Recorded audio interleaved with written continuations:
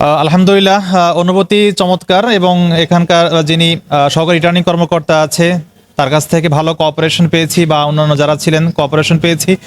আমাদের মনোনয়নপত্র দাখিল করেছি, পাশাপাশি আমরা একটা রিসিভ কপিও পেয়েছি। আগামী 2/1/2026 জেলা প্রশাসকের কার্যালয়ে ওখানে আমাদের এটা মনোনয়নপত্র যাচাই বাছাই হবে, সেই দাওয়াত বা আমন্ত্রণপত্র আমরা এখানে পেয়েছি। অনুভূতি ভালো।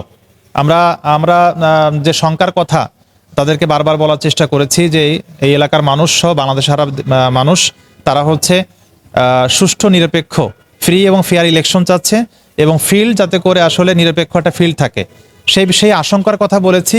এবং তিনি আমাদেরকে খুবই আশাবাদী হতে বলেছেন যে অবশ্যই ফ্রি এবং ফেয়ার ইলেকশন করার জন্য যা যা করণীয় তিনি সবগুলোই করবেন, তার সাধ্য সবগুলো করবেন। এবং আমরাও আশাবাদী হতে চাই, আমরা ইনশাআল্লাহ একটা উৎসব মুখর জাতীয় নির্বাচন আমরা দেখতে চাচ্ছি ইনশাআল্লাহ।